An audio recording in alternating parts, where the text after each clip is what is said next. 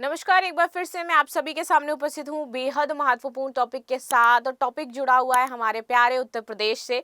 तो उत्तर प्रदेश में आप कहाँ से मुझे देख रहे हैं ज़रूर बताइएगा। और इसी के साथ शुरू कर लेते हैं आज की क्लास। मेरा नाम है प्राची मिश्रा और आप सभी का बहुत बहुत स्वागत है। उत्तर प्रदेश में वर्तमान समय में 2 डिप्टी सीएम ऑलरेडी मौजूद हैं, लेकिन अब कहा जा रहा है कि कैबिनेट का विस्तार किया जाएगा और 3 डिप्टी सीएम अब होंगे उत्तर प्रदेश में। ये किस हद तक सही है और आपको क्या लगता है कि तीसरा डिप्टी सीएम आने से उत्तर प्रदेश के विकास को गति मिलेगी या नहीं मिलेगी, और ऐसा क्यों किया जा रहा है, और डिप्टी सीएम तीसरी कौन बन सकती हैं या बन सकते हैं? आपके जो भी सुझाव हैं मुझे कमेंट बॉक्स में दीजिएगा।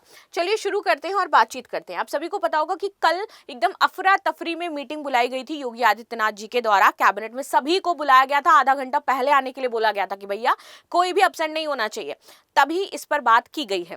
ठीक है, तो उत्तर प्रदेश में योगी आदित्यनाथ सरकार के कैबिनेट विस्तार की चर्चाएं अब तेज हो गई हैं। बीजेपी ने हाल ही में पंकज चौधरी को नया प्रदेश अध्यक्ष बनाया है, जिसके बाद संगठनात्मक बदलाव यहां पर होने की पूरी जो फेरबदल है वो दिखाई दे रहे हैं कि बदलाव होंगे और विस्तार की अब बारी आ गई है। वर्तमान में अगर हम बात करें, कैबिनेट में 54 मंत्री हो जाते हैं उत्तर प्रदेश में। अच्छा, आपके सबसे पसंदीदा मंत्री कौन है ये भी बताइएगा, जबकि अधिकतम कोटा 60 का है हमारे पास। 54 है, 6 की कमी है, 6 पद हमारे क्या है, खाली हैं। सूत्रों के अनुसार जो खरमास है, जो जनवरी 2026 तक चलेगा, इसके खत्म होने के बाद इसका विस्तार हो सकता है, क्योंकि भैया खरमास देखा जाता है ना कि नए काम तभी किए जाते हैं, तब तक नहीं किया जाएगा, तो उसके बाद तुरंत विस्तार होगा हमारी कैबिनेट का। इसमें हमारे नए चेहरे शामिल होंगे, जैसे कि कुछ मंत्रियों की छुट्टी हो सकती है और कुछ सहयोगी दल यहां पर आ सकते हैं, उनके मंत्री यहां पर लाए जाएंगे। ये विस्तार 2027 विधानसभा चुनाव को ध्यान में रख करके किया जाएगा। जो जितना लोकप्रिय है वो आने वाला है, जो लोकप्रिय नहीं है वो जाने वाला है। सिंपल सी बात है इसमें, क्योंकि यही समीकरण है जो 27 के जो चुनाव है विधानसभा के, उसमें फैक्टर भाई मैटर करेगा। पश्चिमी यूपी और पूर्वी यूपी के बैलेंस पर भी फोकस किया जाएगा, ताकि यूपी के तोड़फोड़ की बात ना आने लगे कुछ दिन बाद कि भैया पश्चिमी यूपी पे ध्यान नहीं दिया जाता है, पूर्वी यूपी पे ध्यान नहीं दिया जाता है, तो वहां के लोगों को भी सेटिस्फाई करना है। तीसरे डिप्टी सीएम की संभावना की बात करें तो 2 हैं, एक ओबीसी से आते हैं और दूसरे आते हैं ब्राह्मण समुदाय से। ब्राह्मण समुदाय में ब्रजेश पाठक का नाम आप सभी जानते हैं, बहुत लोग फैन भी हैं, उन्नाव के जो है वो जरूरी फैन है। कोई उन्नाव से तो जरूर बताना, बिकॉज मैं उसी आसपास से हो जाती हूँ, इसलिए मुझे पता है। केशव मौर्य प्रसाद हो जाते हैं दूसरे हमारे जो ओबीसी समुदाय से आते हैं। ठीक है, कई मीडिया रिपोर्ट्स जैसे कि कुछ आज तक है, न्यूज टैग, प्राइम टीवी, इन सभी का कहना है कि तीसरे डिप्टी सीएम जो है वो एक एससी एसटी दलित समुदाय से आ सकती हैं या आ सकते हैं, ताकि सामाजिक संतुलन फिर बना दिया जाए और पिछड़ा, दलित और अल्पसंख्यक नैरेटिव जो बन सकता है 2027 के चुनाव में कि भैया आपके पास ब्राह्मण है, ओबीसी है, लेकिन पिछड़े वालों के लिए तो कोई है ही नहीं, तो उस नैरेटिव को यही समाप्त करना है। सबसे चर्चित नाम इसमें साध्वी निरंजन ज्योति जी का आ रहा है, जो कि पूर्व केंद्रीय मंत्री और दलित समुदाय से आती हैं। आप लोग कितने सहमत हैं इस नाम से? आपको क्या लगता है वो बताइएगा। अन्य संभावनाओं में पंकज सिंह का भी नाम आ रहा है, क्योंकि रक्षा मंत्री राजनाथ सिंह के ये बेटे हैं। एसपी बागी विधायकों के मंत्री बनने की भी बात है, हालांकि अभी केवल अटकलें हैं, कोई भी यहां पर आधिकारिक सूचना नहीं है कि किसको बनाया जाएगा। फैसला अंत में बीजेपी हाईकमान ही लेगा।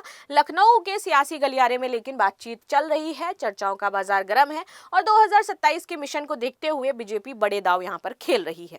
अंत में आ जाते हैं जिनका नाम सबसे ऊपर चल रहा है, वो है हमारी साध्वी निरंजना ज्योति जी। ये है इनका चेहरा और इधर है इनकी प्रोफाइल। प्रोफाइल में क्या है तो नाम इनका है साध्वी निरंजना ज्योति।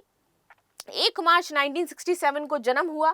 पित्योर गांव हमीरपुर जिला उत्तर प्रदेश से ये आती हैं। पिता है इनके अच्युतानंद, माता है आपकी शिवकली देवी। ओबीसी समुदाय से, निषाद से आती हैं। साध्वी होने के कारण ये अविवाहित है अभी तक। साथ ही साथ शिक्षा इन्होंने 12वीं तक करी थी और इसके बाद संन्यास ले लिया, तो शिक्षा नहीं है इनके पास, ज्यादा नहीं है भाई, मैं अपमान नहीं कर रही हूँ, मैं बता रही हूँ कितने ही शिक्षक पढ़े लिखे हैं हमारे नेता, जो मैं अपमान करूंगी किसी का भाई। चलो, भारतीय जनता पार्टी के प्रमुख नेता और हिंदू सन्यासिनी है। 2012 में हमीरपुर विधानसभा सीट से विधायक बनी। 2014-19 में फतेहपुर लोकसभा सीट से सांसद निर्वाचित हुई। 2014 में मोदी सरकार में खाद्य प्रसंस्करण उद्योग राज्य मंत्री रही हैं। 2019 में ग्रामीण विकास राज्य मंत्री के रूप में कार्यरत हुई हैं। देखो पूरा इनका करियर। राम जन्मभूमि आंदोलन में सक्रिय हुई और विश्व हिंदू परिषद से ये जुड़ी रही हैं।